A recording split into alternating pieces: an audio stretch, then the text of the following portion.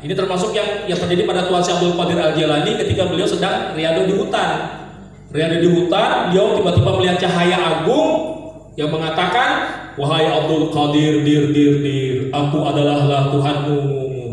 Ini kalau dalam sinetron begitu, ada ehonya.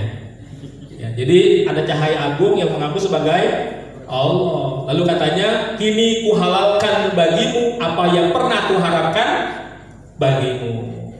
Maka Tuan Syekh langsung tahu ini setan. Pertama adalah ya dia menyelisihi daripada syariat Nabi Muhammad.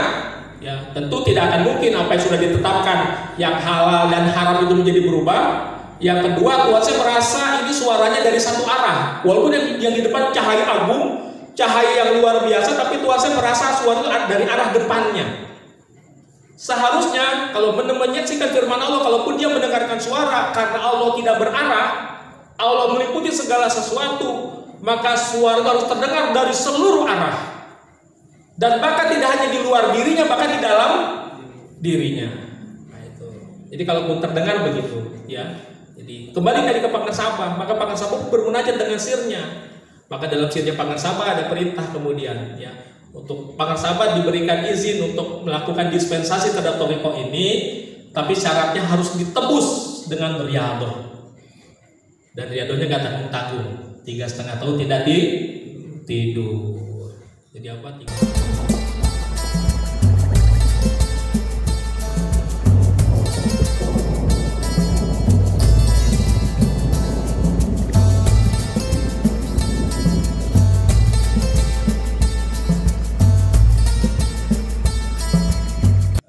Tadi kita sudah menyimak tentang manqobah yang ke-15. Kalau yang buku lama, manqobah yang ke-17. Tadi dibacakan 15 dan 16. Ini edisi yang baru. Kalau edisi yang lama 17, 18. Ini memang manqobah yang biasa dibacakan di bulan Jumadil akhir atau Jumadil Sani. Kalau kemarin Jumadil awalnya itu biasa dibacakan tentang manqobah tentang Syekh Ahmad Kanji. Nah, manqobah ini tadi judulnya yang nomor ke-15, manqobah ke-15, nama Syekh Abdul Qadir seperti Ismul A'zam. Ya. Namun walaupun judulnya seperti ini, sebenarnya manqobah ini punya beberapa pembahasan. Pembahasan yang pertama itu adalah tentang keyakinan seorang murid kepada syekh mursyidnya. Jadi digambarkan ketika seorang wanita sampai bolak-balik 3 kali, jadi dia nggak putus asa, ya. Pada kesempatan pertama belum hasil maksud, dia balik lagi kepada Tuan Syekh, gak berubah keyakinannya, gak ada keraguan sedikit pun, ya, sampai 3 kali. Maka tema pembahasan ini tentang keyakinan seorang murid kepada gurunya. Lalu ada juga mulai pembahasan tentang Tuan Syekh, ya, dengan izin Allah menghidupkan maka anak yang tadi sudah tenggelam di dasar laut, bahkan sudah berserakan tulang belulangnya, maka dengan izin Allah hidup kembali. Maka ada pembahasan tentang karomah menghidupkan yang mati. Pembahasan yang ketiga adalah setelah itu kemudian Tuan Syekh mengadukan halnya karena sampai 3 kali memohon kok tidak langsung dikabulkan Allah. Maka terjadilah dialog antara Tuan Syekh Abdul Qadir dengan Allah Subhanahu wa Ta'ala. Jadi berdialog dengan Allah Subhanahu wa Ta'ala. Maka pembahasan yang keempat adalah tentu yang sesuai dengan judulnya tentang Ismul A'zam. Jadi manqobah ini paling tidak ada 4 pembahasan. Maka pada manakim-manakim yang sebelumnya saya sudah pernah menyampaikan tentang keyakinan murid kepada guru mursyidnya, sudah pernah menyampaikan juga tentang Ismul A'zam, ya. Maka dalam kesempatan ini saya ingin mengambil tema yang berdialog dengan Allah Subhanahu wa Ta'ala. Maka kita tahu bahwa Allah Subhanahu wa Ta'ala punya sifat kalam, sifat berfirman. Dan Al-Quran menyatakan bahwa Allah pun berkalam dengan manusia, dengan hambanya. Walaupun bahasa Al-Qurannya menyatakan kalimat pertamanya itu tidak mungkin seorang manusia bisa berdialog, bercakap-cakap dengan Allah Subhanahu wa Ta'ala. Ini ada, ya, firman Allah dalam surat Asy-Syura ayat 51. A'udzubillahi minasyaitonirrajim. Wa makana li basyarin an yukallimahullahu illa wahyan aw min wara'i hijabin aw yursila rasulan fayuha biiznihi ma yasya innahu aliyun hakim.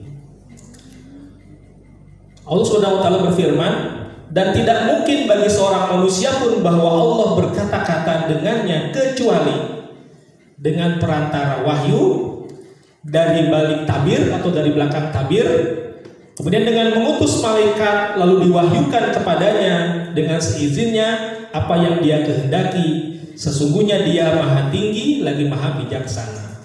Ini firman Allah Subhanahu wa taala dalam surat Asy-Syura ayat 51. Yang kalau kemudian kita mengambil tafsirnya ya dari tafsir Jalalain, ya kami sunting dari tafsir Jalalain, maka yang pertama Allah berkalam dengan hambanya, yaitu wahyu berupa ilham langsung pada qalbu yang suci atau melalui mimpi yang benar. Itu yang pertama.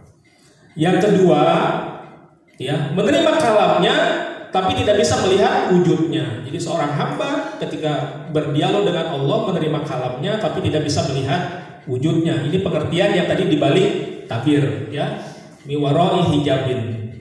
Lalu yang ketiga, wahyu dengan perantaraan malak Jibril. Jadi ini ada 3 pengertian yang kita dapatkan berdasarkan tafsir Jalalain. Nah kemudian kalau kita kaitkan dengan manqobah tadi ketika Tuan Syekh Abdul Qadir berdialog kepada Allah Subhanahu wa taala, mungkin akan timbul pertanyaan. Ayat ini tentu menunjukkan hubungan antara Allah dengan manusia, dengan hambanya, tapi dalam kedudukan seorang nabi, seorang rasul. Sedangkan dalam manqobah ini Tuan Syekh tentu bukan seorang nabi, bukan seorang rasul. Apa iya, apa benar bisa terjadi demikian? Apa iya Tuan Syekh kemudian bisa berdialog dengan Allah Subhanahu wa ta'ala? Kan tentu pertanyaannya begitu. Karena ayat Asy-Syura 51 ini adalah 3 hal cara berkalamnya Allah kepada manusia, tapi ini tentu seolah-olah yang terlihat nih sepintas ketika kita membaca ayat ini adalah ketika Allah berkalam dengan seorang nabi dan seorang rasul. Sedangkan dalam manqobah ini Tuan Syekh tidak berkedudukan nabi dan rasul. Maka timbul pertanyaan tadi. Maka apakah Allah juga berkalam? Apakah Allah juga berfirman kepada yang bukan nabi, bukan rasul? Maka tentu rujukannya juga harus Al-Quran. Nah, kita kembali merujuk kepada Al-Quran, ya. Nah, di sini ya kita perhatikan dalam surat Al-Qasas ayat 7, ya. Allah berfirman, wa auhayna ila ummi Musa, dan kami wahyukan kepada ibu Musa. Pengertian diwahyukan di sini diilhamkan. Tapi artinya berarti Allah juga berkalam, Allah juga berfirman kepada seorang manusia yang kedudukannya bukan nabi dan rasul. Bahkan Allah juga berkalam berfirman kepada makhluknya yang bukan manusia, ya. Wa auha rabbuka ilan nahli, dan Tuhanmu mewahyukan kepada lebah. Ini dalam An-Nahl ayat 68. Maka di sini menjawab, oh ternyata Allah juga berkalam, Allah juga berfirman kepada makhluknya, kepada hambanya, walaupun tidak berkedudukan sebagai nabi dan rasul. Ini menjadi hujah. Jadi kisah tadi jangan dianggap Israiliyat, jangan dianggap khurafat, berlebih-lebihan. Tuh orang Toriko kan begitu. Masa iya bukan nabi bukan rasul bisa berdialog langsung dengan Allah Subhanahu wa ta'ala. Nah ini kita ya rujukan dari Al-Quran menyatakan bahkan Allah pun berkalam, Allah berfirman dengan manusia yang bukan nabi, yaitu ibunya Nabi Musa. Bahkan bukan dengan manusia yang wujudnya lebah. Nah bahkan juga kemudian ya Allah bisa berkalam kepada hambanya bahkan dalam kondisi ketika seorang hamba dalam keadaan terjaga maupun dalam keadaan sedang tidur, gitu, ya. Jadi baik terjaga maupun tidur itu Allah bisa menyampaikan kalamnya. Makanya ada sebuah hadis Nabi yang mengatakan ru'yal mukmin, mimpinya orang mukmin. Dalam lafaz yang lain ru'yatus sholihah, mimpi yang benar, ya. Juz'um min sittatin wa arba'ina juz'am minan nubuwah. Mimpi seorang mukmin, ya kalau tadi yang teksnya adalah ru'yal mukmin, karena ada juga teks yang lain ru'yatus sholihah, ya mimpi yang benar adalah 46 bagian dari kenabian. Jadi orang-orang bermimpi, orang-orang mukmin ya yang bermimpi mimpi yang baik itu kalau kata Nabi merupakan 1/46 kenabian. Kenapa dikatakan 1/46 kenabian? Karena baginda Nabi besar Muhammad SAW mengalami mimpi-mimpi ya wahyu yang berupa di dalam mimpi itu waktunya itu kira-kira 6 bulan. Sedangkan Nabi mendapatkan wahyu dalam rentang waktu 23 tahun. Nah 6 bulan artinya setengah tahun. Kalau kita bikin perbandingan, setengah dibagi 23 ya, setengah tahun dibagi 23 tahun, maka dapatnya 1/46 ya. Ini kalau enggak jago matematika bingung dari mana ceritanya. Kok bisa muncul 1/46 kenabian? Karena memang Rasulullah itu sebelum menjadi nabi ya, menjelang beliau menjadi nabi bahkan dia sudah mendapatkan berbagai tanda-tanda yang firman dari Allah Subhanahu wa taala berupa dalam mimpi-mimpinya. Jadi dalam mimpi Rasulullah itu sering melihat cahaya ya sebelum beliau sampai naik ke gua Hira. Bahkan juga ada turunnya surat Al-Kautsar pun di dalam tidur. Ini merupakan riwayat dari Anas bin Malik. Jadi Anas bin Malik melihat ketika Nabi sedang duduk ya di Masjid Nabawi, mungkin dalam keadaan lelah, tiba-tiba kalau bahasa kita seperti kita ya kita mungkin sedang zikir, sedang tawajuh kita menjadi apa? Tawadur. Tawajuh jadi tawadur. Atau kita lagi zikir jahrinya jadi zikir khafi. Kan sering begitu lagi zikir. La ilaha illallah, la ilaha illallah. Hilang.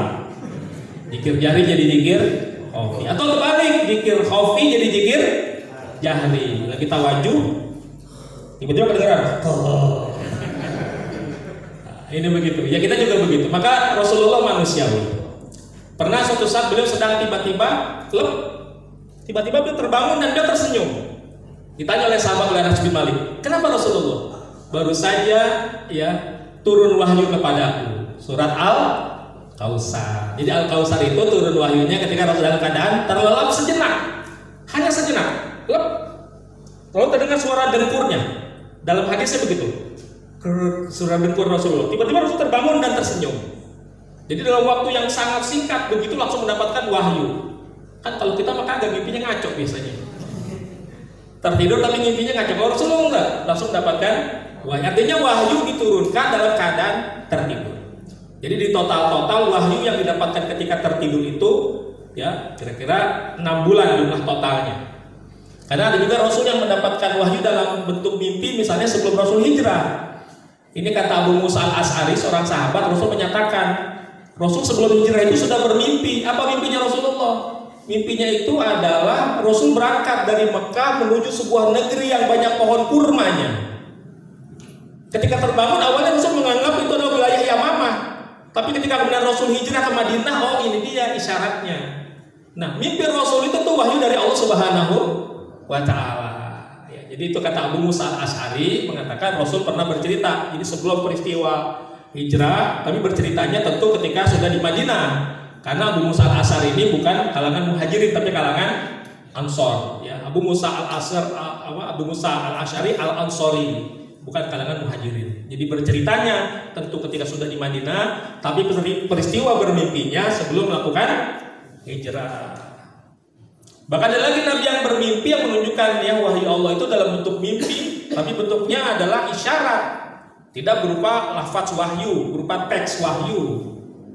Bahwa Rasulullah pernah bermimpi ketika menjelang akhir-akhir kewafatannya, ketika itu menjelang kedatangan Musailamah al-Kadzab. Musailamah al-Kadzab ini adalah nabi palsu. Setelah Nabi Muhammad wafat, muncullah di Yamamah tadi Musailamah al-Kadzab. Tapi sebelum Musailamah al-Kadzab datang, ya, ini yang meriwayatkan adalah kalau tidak salah adalah Sayyid Ibnu Abbas ya, yang meriwayatkan bahwa ketika Rasulullah itu didatangi oleh Musailamah al-Kadzab, dia datang dari Yamamah dengan rombongannya, lalu dia berkata, seandainya sepeninggal Rasulullah menyerahkan urusannya kepada kami, maka kami akan tunduk patuh kepadanya. Itu kata Musailamah Al-Kadzab. Jadi sebelum dia memproklamirkan diri sebagai nabi palsu, pernah datang ke Madinah. Bahkan pernah minta apa ibaratnya? Pernah minta inilah semacam kata belecek kuasa. Nanti kalau Rasulullah wafat, dia minta dikasih kuasa penuh. Seandainya Nabi Muhammad menyerahkan urusannya kepada kami, maka ya kami akan tunduk patuh. Lalu ketika itu Rasulullah datang membawa pelepah kurma. Dan Rasul bahkan berkata di depan Musailamah Al-Kadzab, bahkan sepotong pelepah kurma ini tidak akan kuberikan kepadamu. Karena ini adalah urusan engkau dengan Allah Subhanahu wa taala. Jika engkau mendurhakainya, maka engkau akan mendapatkan azab dari Allah Subhanahu wa taala. Karena telah sampai suatu mimpi kepadaku. Lalu Rasul meninggalkan. Setelah Rasul meninggalkan, ditanya oleh Ibnu Abbas, apa mimpinya Rasulullah? Jadi sebelum Musailamah Al-Kadzab, Nabi mimpi dulu. Mimpinya adalah kata Rasulullah, aku memakai 2 gelang emas. Lalu ketika gelang emas itu aku tiup, dia menjadi menyala. Lalu kata Rasulullah, berarti akan muncul 2 pembohong besar. Yang pertama adalah Al-Aswad Al-Ansi, nabi palsu yang dari Yaman, dan juga Musailamah Al-Kadzab. Itu nabi palsu yang dari wilayah Najd. Jadi Najd itu wilayah lahirnya Musailamah Al-Kadzab, lahirnya Muhammad bin Abdul Wahab, sama-sama dari Najd. Nah itu gambaran. Jadi Rasulullah mendapatkan wahyu dari Allah berupa mimpi. Jadi mimpi ini bisa merupakan petunjuk, ya, wahyu dari Allah Subhanahu wa taala. Dan tidak hanya berlaku hanya kepada beliau, karena beliau mengatakan juga termasuk buat orang-orang yang beriman. Ru'yal mukmin, mimpinya orang beriman, 1/46 bagian daripada kenabian. Juga berlaku juga dalam keadaan sadar. Ya, contohnya Sayyidina Umar, ya, itu banyak memberikan usulan-usulan kepada Rasulullah Shallallahu Alaihi Wasallam. Walaupun ada juga dia mendapatkan juga pernah yang dalam keadaan bermimpi. Nah, Umar pernah menyatakan bahwa Nabi pernah menyatakan sesungguhnya telah ada pada umat-umat sebelummu muhaddasun. Dan kalau ada di antara umatku seorang darinya, maka adalah Umar bin Khattab. Jadi Umar bin Khattab itu kedudukannya sebagai muhaddasun. Ibnu Wahab seorang ulama menyatakan bahwa makna muhaddasun adalah mulhamun, orang yang mendapatkan ilham dari Allah. Nah ini artinya ya Allah itu berkalam kepada hambanya baik dalam keadaan terjaga maupun dalam keadaan tertidur. Ya, kita kembali ke sini ya. Jadi wahyu Allah berkalam pada hambanya dengan 3 kondisi, dengan 3 cara.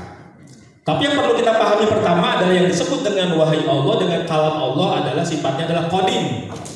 Sifatnya qadim, sifatnya terdahulu, bukan hadis, bukan belakangan. Dan juga yang disebut dengan kalam Allah ini la harfan wala sautan. Gak ada hurufnya, gak ada suaranya. Nah, kalau kita lihat 3 kemungkinan cara Allah berkalam ini, ya, maka wahyu yang berupa ilham yang Allah sampaikan ke qalbu hambanya yang suci atau berupa mimpi yang benar, ya inilah gambaran yang memang disampaikan kepada Rasulullah, yang kemudian oleh Rasul disampaikan kepada umat, maka dia menjadi yang disebut dengan hadis qudsi. Kalau yang ketiga wahyu dengan perantaraan malak Jibril, ini yang menjadi Al-Qur'an. Nah, di mana bedanya hadis qudsi dengan Al-Qur'an? Ya. Apa bedanya hadis qudsi dengan Al-Qur'an? Ini dia perbedaan yang kami rangkum dari pernyataan para ulama. Ya, bahwa Al-Quran itu ya makna dan lafaznya dari Allah Subhanahu wa taala. Jadi baik maknanya maupun lafaznya, teksnya itu langsung dari Allah. Sedangkan hadis qudsi maknanya dari Allah tapi lafaznya dari Nabi Muhammad sallallahu alaihi wasallam. Karena tadi hadis qudsi itu turunnya langsung ke qalbunya Rasulullah, khususnya ke dalam sirnya Rasulullah. Jadi Rasulullah punya sir yang suci, ya. Maka kita selalu mendoakan kalau kepada para aulia yang sampai tataran ini qaddassallahu sirrahu, ya, disucikan sirnya. Nah, maka ketika wahyu itu turun, yang namanya wahyu itu la harfan wala sautan, nggak ada hurufnya, nggak ada suaranya. Jadi jangan dianggap wahyu itu, apalagi kalau kita melihat Al-Quran, kan ada hurufnya, ketika dibaca ada bunyinya. Itu ada huruf dan suaranya karena sudah keluar dari lisannya Nabi Muhammad Sallallahu Alaihi Wasallam. Tapi aslinya wahyu tidak ada huruf, tidak ada suaranya.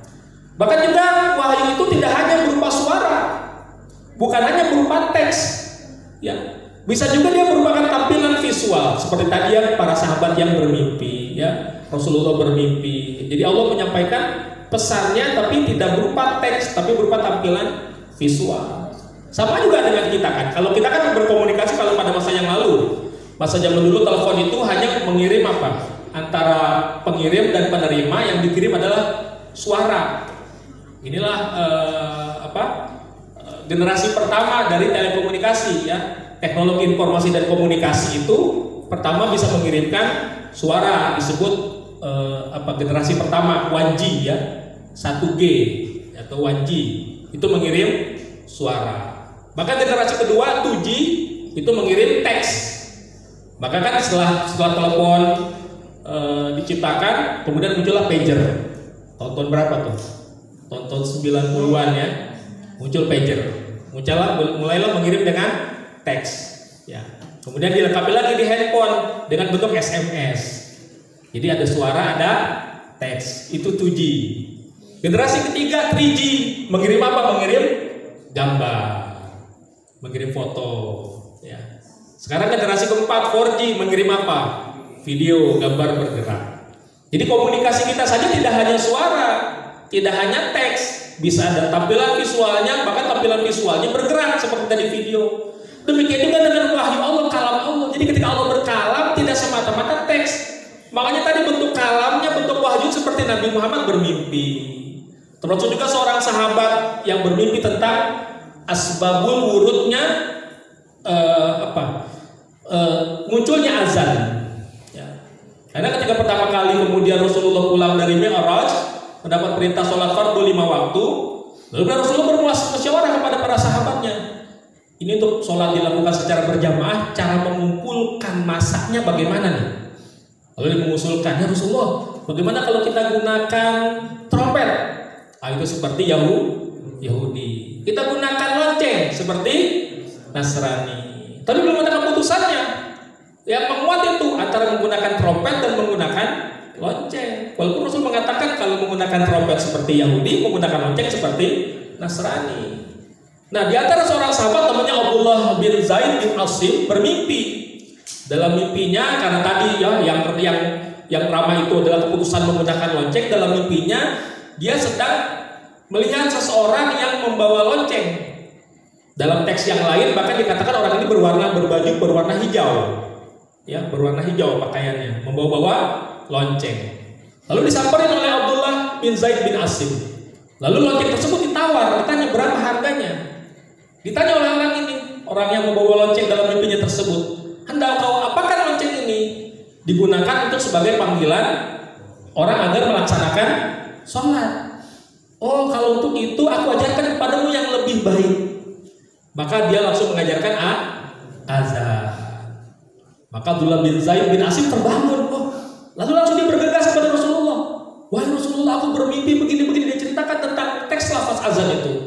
Maka Rasul berkata kepada Abdullah bin Zaid bin Asim, kamu berangkat pergi ke Bilal, ajarkan kalimat ini, dan jika waktunya sholat agar Bilal mengumandangkannya.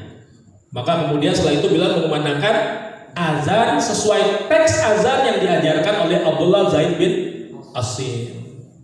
Nah, ketika azan berkumandang, Umar di rumahnya kedengar, ini suara azan, suara kemat seperti ini. Umar langsung bergegas berlari. Kenapa berlari? Karena Umar bermimpi yang sama dengan Abdullah bin Zaid bin Asim. Lafaznya sama. Dia berkata, ya Rasulullah, semalam aku bermimpi dengan lafaz ini. Jadi yang bermimpi itu dua. Bukan hanya Abdullah bin Zaid bin Asim, tapi juga Sayyidina Umar bin Khattab. Makanya kata Nabi, kedudukannya dia muhaddasun, mulhamun, orang yang mendapatkan ilham. Jadi Umar tuh banyak yang mengusulkan hal kepada Rasulullah, tapi kali ini dia kalah cepat dengan Abdullah bin Zaid bin Asim. Nah, ini kan berarti Allah mewahyukan, dan wahyunya berupa gambaran kisah, berupa tampilan visual. Jadi wahyu Allah itu tidak semata-mata berupa kalimat per kalimat, ya. Kita aja berkomunikasi bisa saling mengirim video, bisa nggak? Bisa, apalagi Allah. Jadi bentuk mimpinya para nabi itu terkadang ya itu merupakan wahyu dari Allah dan bentuknya tampilan visual.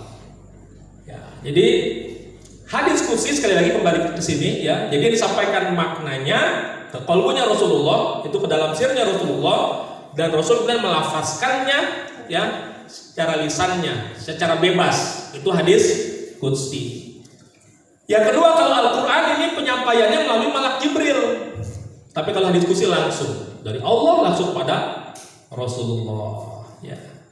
Nah inilah setelah Rasulullah wafat, maka Jibril tidak lagi menyampaikan wahyu ya kepada para nabi, ya para rasul. Tapi bukan berarti Allah tidak lagi menyampaikan wahyunya, tidak menyampaikan kalamnya. Kalamnya Allah terus disampaikan kepada para hamba-hambanya. Buktinya tadi kisah dialognya Tuan Syekh Abdul Qadir Al-Jailani dengan Allah Subhanahu wa Ta'ala. Bahkan di masa kita dialognya Pak Sahabat dengan Allah juga secara langsung. Ketika Pak Sahabat bermunajat di awal-awal beliau menjadi mursyid, beliau melihat wah ini kalau TKN masih diamalkan sebagaimana zaman Abah Sepuh, ini sulit nanti yang mengamalkan.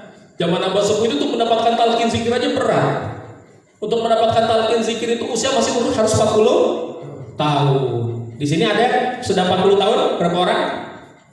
Yang 40 tahun? Banyak yang di bawah nih, atau banyak yang di atas. Berarti kalau banyak di bawah, kalau zaman Abah Sepuh ini belum dapat talqin, belum dapat izin, ya. Jadi zaman Abah Sepuh talqin zikir pertama umur harus 40 tahun. Kemudian harus taubatan nasuha. Jadi yang maksiat taubatan nasuha, bersihin dulu, ya. Riyadhah dulu 40 hari 40 malam puasa. Jadi baru talqin aja udah berat. Belum lagi mengamalkannya. Jadi mengamalkannya kalau zaman Abah Sepuh tadi kalau kita melihat ya teks-teks dalam hataman jumlah-jumlah zikir tadi kan enak ya Ustaz Jejen baca sholawat cuma 5 kali ya, baca doa-doa yang 7 itu Allahumma qadil hajat cuma 3 ya, yang lain 3. Kalau zaman Abah Sepuh itu yang tertulisnya 100 dibacanya 100, Al-Ikhlas tertulisnya 500 dibacanya 500. Ya Latif 16.641 dibaca segitu. Itu zaman Abah Sepuh ya. Jadi diamalkan apa adanya. Sesuai dengan juklahnya.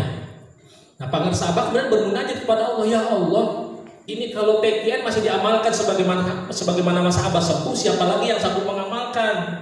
Maka Pak Sahabat sama tadi seperti itu saya melakukan dialog. Ya tentu dialognya dari sir beliau langsung kepada Allah.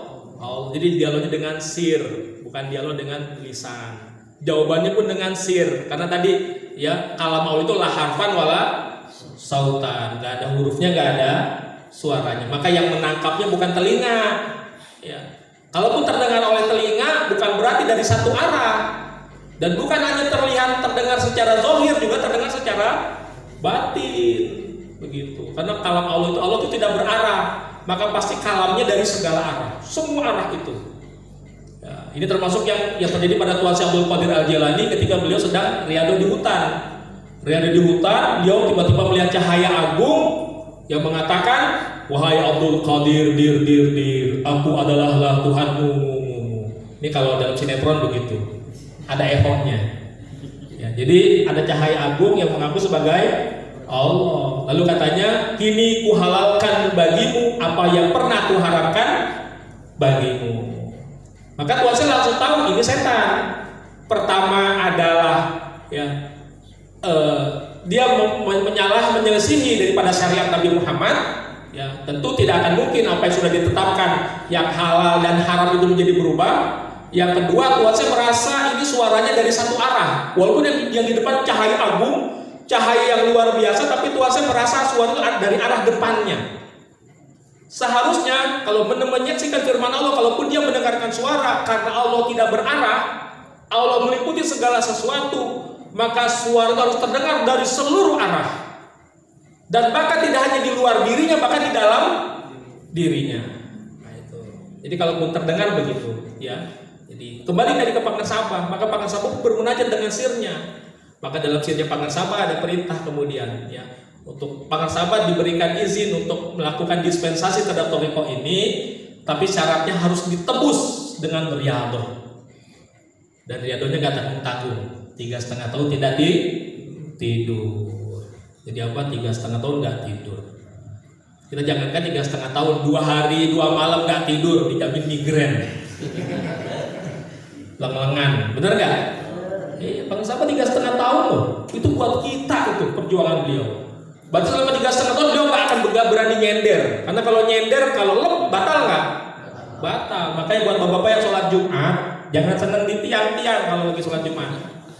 Karena biasanya kalau khutbah Jumat sudah dimulai, ketika khatib mengatakan faya ibadallah usikum wa iyaya bitaqwallah, yang seharusnya bunyinya wahai hamba-hamba Allah, aku berwasiat ya kepada kalian untuk bertakwa kepada Allah. Tapi bagi yang dengar itu bunyinya bismika Allahumma ahya wa amut. Biasanya kan begitu, ya. Mulailah kalau nanti tidur, tiba-tiba ini sholat kok nggak ini, tiba-tiba udah selesai gitu. Nah ini ya jadi gambarannya. Nah para sahabat bermunajat begitu, dan munajatnya dipenuhi oleh Allah, dan Allah berkalamnya itu dari lewat apa? Lewat sirnya beliau. Jadi tidak hanya kepada Rasulullah, juga kepada para wali-wali Allah. Nah hadis kursi ini disampaikan tanpa malak Jibril. Yang ketiga, kalau membaca Al-Quran termasuk ibadah, tapi kalau hadis kursi tidak termasuk ibadah. Maksudnya ibadah yang mahdoh. Ya. Tentu membaca hadis, kita belajar kitab itu termasuk ibadah, tapi ibadah goiru mahdoh. Kalau arti ibadah mahdoh, artinya ya tanpa kita pasang niat khusus pun dia sudah menjadi ibadah. Dan ketika membaca Al-Quran dianggap ibadah, maka satu hurufnya dihitung dia mendapatkan ganjaran 10 pahala, 10 kebaikan. Kalau membaca hadis kursi per hurufnya tidak seperti membaca huruf-huruf Al-Quran, itu bedanya.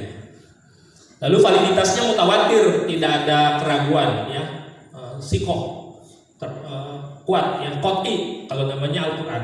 Kalau validitas hadis kursi sama seperti hadis-hadis yang lain, ya, dia mesti diverifikasi. Maka kedudukan juga tadi ada hadis kursi yang sahih, hasan, doif, bahkan yang maudhu. Arti maudhu apa? Sebenarnya itu bukan hadis, tapi orang berani mengatakan ini dari hadis kursi. Ya, karena bukan dari sabda Rasulullah, maka termasuk hadis yang maudhu, yang palsu. Tapi Al-Quran tidak, qot'i, ya, karena merupakan hafalan seluruh para sahabat, semua sama, seragam. Maka yang kemudian juga perbedaan hadis dengan Al-Quran dengan hadis kursi. Kalau Al-Quran lebih sering Allah itu ketika menyatakan dirinya dengan orang ketiga, Allah disebut sebagai dia. Ya, ayat kursi Allahu la ilaha illa huwa, tiada Tuhan kecuali dia, al-hayyu al-qayyum. Jadi seringnya Allah digunakan disebut sebagai dia. Tapi kalau hadis kursi Allah sering menyebut dirinya dengan kata aku, ana inda zonni abdi bi. Aku mengikuti persangkaan hambaku. Ana ma'ahu iza zakaroni. Aku bersamanya jika dia berzikir kepadaku. Itu bedanya. Walaupun Al-Quran juga ada yang Allah menggunakan domirnya domir ana, ya. Ya, seperti kalimat innani anallahu la ilaha illa ana fa'budni wa qimil sholata li zikri. Tapi jarang. Yang lebih sering Al-Qur'an itu Allah menggunakan kata gantinya dengan kata dia, ya. Ini perbedaan antara Al-Qur'an dan hadis qudsi. Nah, sekarang bagi kita, tadi kan Tuhan saya dengan pangersa Abah yang bisa berdialog langsung dengan Allah. Apakah kita juga bisa berdialog dengan Allah? Bisa, dan sering kita lakukan. Dialog kita dengan Allah ada 3 hal yang paling tidak yang sering kita lakukan. Pertama adalah sholat, lalu zikir, yang ketiga adalah doa. Ya. Jadi walaupun mungkin kita belum bisa merasakan langsung interaksinya seperti Tuhan saya ada jawabannya langsung, tapi paling tidak tetap dijawab walaupun tidak kita rasakan. Ketika kita sedang sholat, ya, khususnya ketika membaca Al-Fatihah, itu kan merupakan dialog kita kepada Allah. Ketika kita mengucapkan Alhamdulillah, ya, Allah menjawab Hamidani abdi, ya, hambaku telah memujiku. Kita mengatakan Ar-Rahmanir-Rahim, ya, asna alaya abdi, ya, hambaku juga telah memujiku. Kita mengucapkan lagi Maliki Yaumiddin, maka Allah menyatakan Majjadani abdi, hambaku telah memuliakan aku.